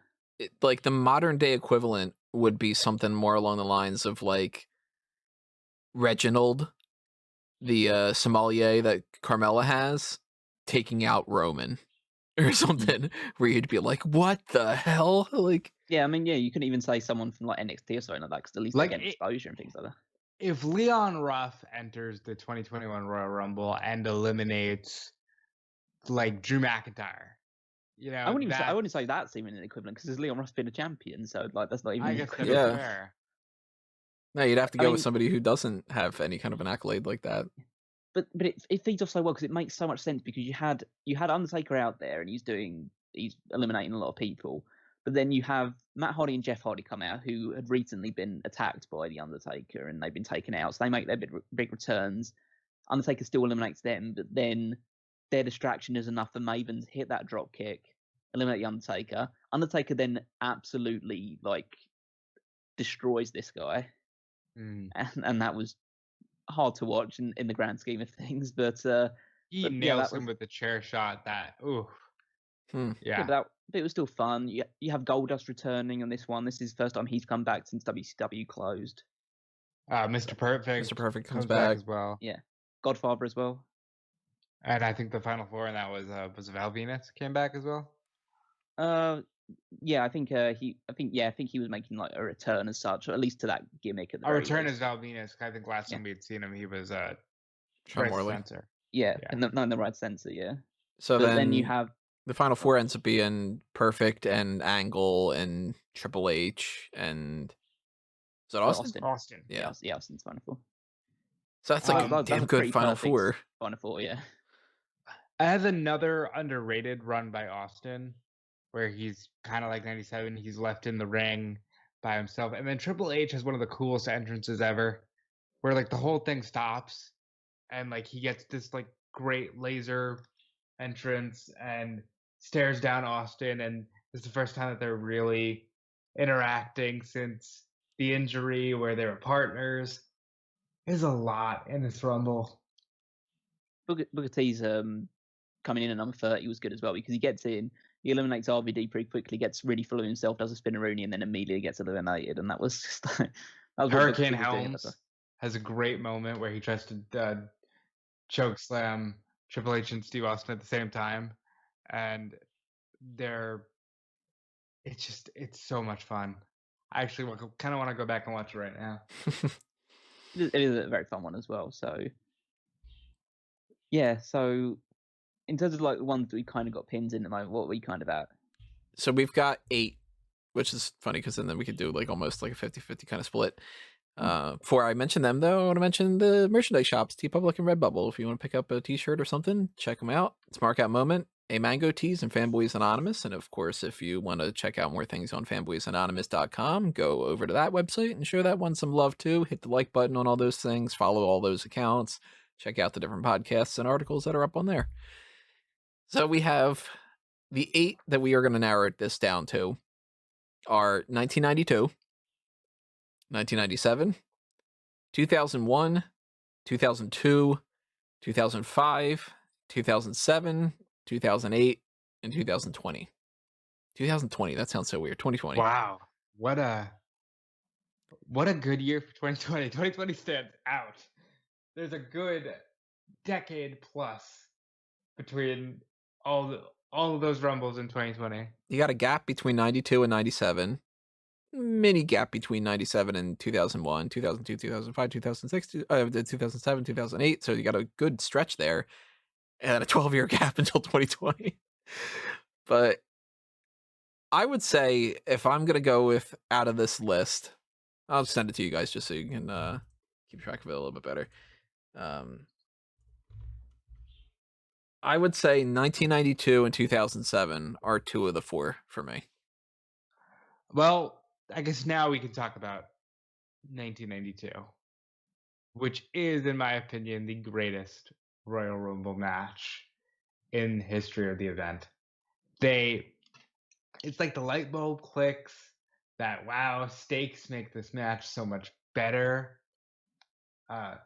You've got a ton of people here who, if they're not in their prime, they're right on the cusp of it. Like Shawn, he's not, 95 Shawn, but he's fresh off the turn on Marty, and he's only a few months away from main eventing Survivor Series for the world title. Bulldog does great stuff here.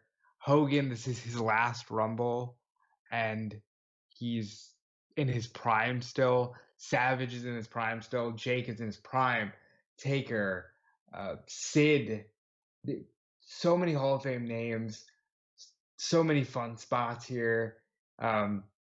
Ric Flair going essentially coast to coast, except for missing the one guy. Bobby Heenan on commentary. It's the only Rumble match where the commentary is probably going to add even more to why it's on the Mount Rushmore. We got to talk about that. He is so good on this. The whole, it's a kilt. It's a kilt. It's a skirt. It's a kilt. Thank you, Piper. And then as soon as he hits Flair, oh, you skirt wearing freak. It's like, that's not fair to Flair. Like, oh, dude, I can't see. Give me something with a kick. I will say, a big knock on this though is the ending. Yeah. Because it doesn't make any sense whatsoever that Hogan gets eliminated by Sid, and then Hogan's somehow the good guy by cheating and letting Ric Flair, out of all people, win. Like, he helps a heel beat a babyface who did nothing wrong whatsoever, and Sid's the bad guy? I honestly think at this point they were still in the mindset of Sid can be the next Hogan. So maybe they were flirting for 5 seconds with the idea of Hogan being a bad guy, but it is the one knock on this match because you go back in time and you flip it where Hogan eliminates Sid and then Sid pulls Hogan out and helps Flair. You're gold. Yeah, that would have been so much better. But this match is near flawless, and it will be on my Mount Rushmore. Yeah, I think it's definitely like a big one up there. I'd probably say that it's probably going to likely be on my one as well. It's just the ending is a little bit weird, unless you see it from my perspective, which is the fact that Hulk Hogan has never been a babyface. Even that, though, if they would have gone more into that, if they would have made Hogan the heel and Sid the babyface going into Mania, then that could have been so much better too, you know? Well, he pretty much was, whether he wanted to or not, because the crowd's reaction. But yeah, I think that's definitely a big one in the conversation for me. Out of the ones we have listed at the moment, the two that are standing out most to me are 92 and 2001. I'm not convinced with 2007 just yet. I would, if I took one out of the mix, I think it would be 2008. Actually, I think I'd take 2002 out too. It's really good. You know what? Maybe 2005 too. I would say that's tough. Out of the ones listed that I would definitely take out at the moment would probably be 2000. Well, 2005 would probably be the one that I'd definitely take out.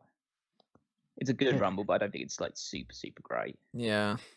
Like, yeah. After that, for me, I would lean towards 2007 would be my next one that I'd take out.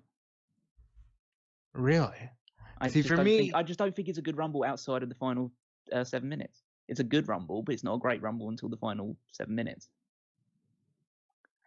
For me, the one I would take out 2005. And then I think the next one I would take out from the 2000s might be 2000. I'd probably take out 2008. But yeah, just by a hair. Here's my argument for 2008 getting taken out. 2002's got a surprise return. So does 2008. 2002, I'd rather watch. It's not a surprise return, is it? I guess if you came perfect instead of Triple H. Well, I mean, it's like somebody Triple H coming back. Triple H was very much. I mean, they were pronounced comeback. advertised. They're not surprise returns, but they are like major returns. Yeah.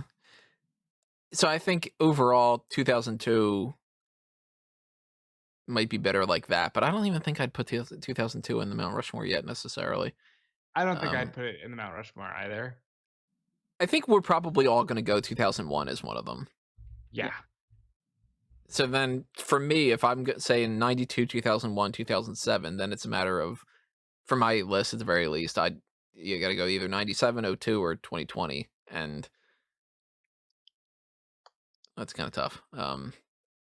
Well, for me personally, in terms of the four that I've kind of listed out in my mind now, for me, it's 2001, 92. Maybe it's recency bias, but I would say I think 2020 is better than a lot of these Rumbles.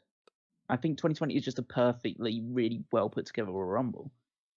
And then, and to be fair, I don't really have super fond memories of 97's one. Like I don't think about that one a lot when I think about great Royal Rumbles and stuff like that. I mean, I can see why it's historically important.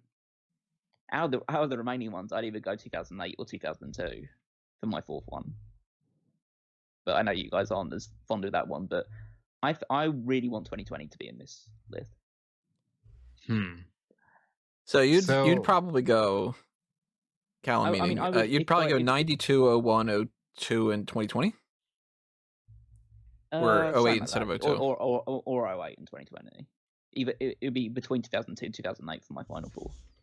So you go 92, 01, 2020, and then either 02 or 08. Mm. And what about you, Rob?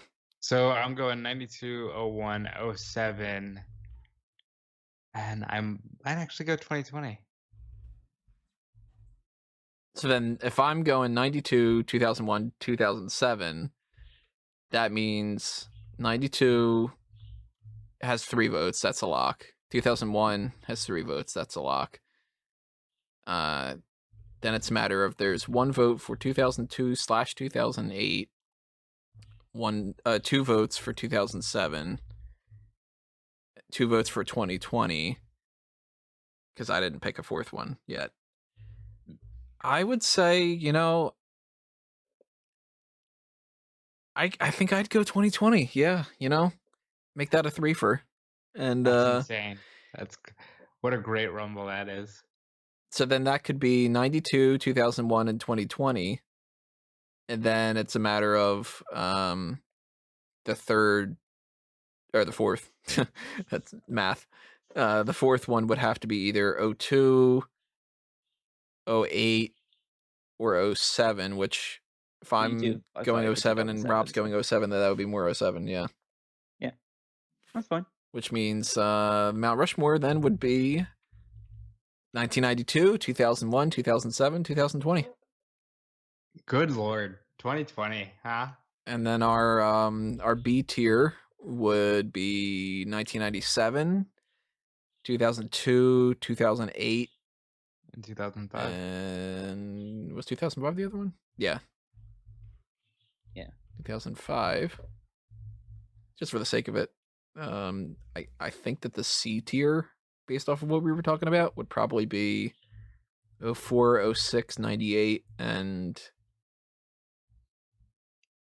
I mean, I'd put 94 on there, but you guys wouldn't.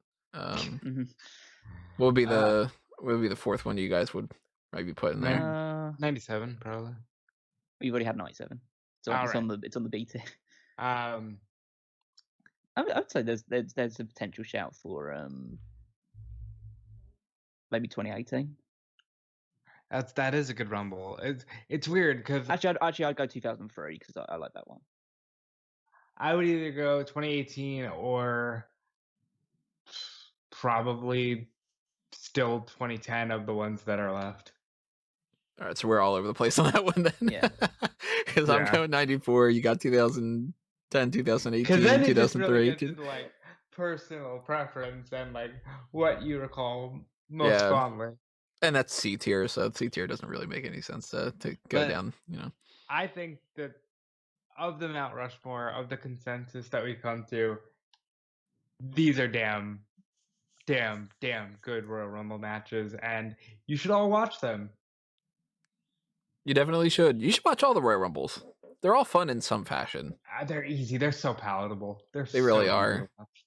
They're the type of thing that if you don't know what to put on and you want to watch some wrestling, if you just put a Royal Rumble on, you get a little taste of a lot of different things. You get some storyline stuff, you get some intrigue, you get some fun comedy spots, you get surprises, you've got rivalries created out of nowhere, you've got rivalries continued throughout the Royal Rumble matches. You get a little, like we keep saying the word, snapshot of the roster at the time, so sometimes it's really fun to look back and be like, oh wow, this is before they decided to really push this person as such and such. Or even when you just go, oh yeah, Tom Brady, that was a guy. Yeah, that kind of thing. They're just fun. So we haven't quite decided yet which one we're going to do for the fan announce table. I have a poll up on the Mega Maniacs Facebook group right now, and the last time I had checked, 1991 was winning. Plus, it's 30 years old at this point, so I'm pretty sure that we're going to go with that one. I don't know when we're going to record that one. We're recording this in advance. This is before we're even doing the one to watch. So we're doing this, putting it later on in the week. But maybe we'll do some more Royal Rumble retrospective stuff in some fashion. I don't really know exactly what or when or how. It's a possibility, though, because it's one of my favorite topics to talk about. That's a good group of Mount Rushmore there. 92, 2001, 2007, 2020. If you're going to watch any 4 Royal Rumbles, it's a good 4 to watch. But watch them all. Yeah. So, hopefully, this was what you were looking for, Marco. Hopefully everybody else enjoyed this as well. We talked about a lot of different things that we've already got going on with the plugs and everything. I mentioned already that by now you should have heard the one to watch. We'll record that on Wednesday after we've recorded this. So who knows if anything's changed since then. And then retroactively, we're saying, this is the next thing you're going to hear or whatever, blah, blah, blah. But, coming up over this course of this month, we are going to do that fan announce table. We are going to do the other kind of standardized stuff that we do for Royal Rumble month.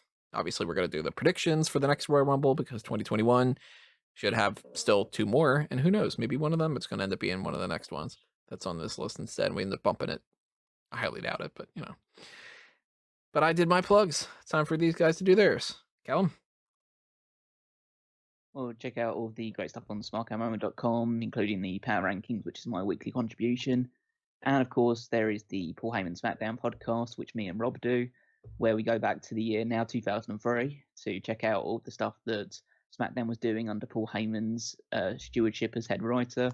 On the most recent one, we talk about the first episode of 2003, where we have Team Angle's debut. We have the wedding of Dawn Marie and Al Wilson, which is a lot of fun, and an actually fun main event between Brock Lesnar and Matt Hardy. So yeah, check out that one if you want to get your daily dose of 2003 and escape. Well, now no longer 2020, we're in 2021 now. But if you want a bit more nostalgia, you can check that out there. And follow me on Twitter at WakeMeister14. And you can follow me on Twitter at DudeFelice. Don't know when this is necessarily going to hit the feeds, but this is the first week of January that we're recording this, and wrestling is hectic. Wrestling is entering its peak season. So we got Wrestle Kingdom, we got New Year's Dash, we got a ton of events on Wednesday. And of course, we're on the road to the Rumble, which means good or bad, WWE is going to be important. So join me in checking all that out over at Fightful.com and follow me on Twitter at DudeFelice. Since you said we're on the road to the Royal Rumble, I have the Viridian City song in my head. We're on the road to the Royal Rumble. We're on the road. That's what we're on the road to. And we're going to hopefully not take any detours or anything. We're just going to kind of keep plugging along here and try to give you as much content as we can for the month of January. So hopefully you enjoy what we've got coming up and you keep joining us on the ride. But that's it for this whole setup. If you want to follow me anywhere else that I'm doing, besides the whole Smart Out Moment stuff, just follow me at Tony Mango on Facebook and Twitter to find all the stuff on eWrestling News and on Bleacher Report and Obviously, I mentioned before, fanboysanonymous.com is another thing. Hopefully more content there. I know at the very least we got 2 more review points coming up. But, yeah, some people aren't into that. Check it out. Check out everything else on smarkandmama.com, and we will see you next time, everybody. But for now, this has been another Smark Out moment, and we're being counted out.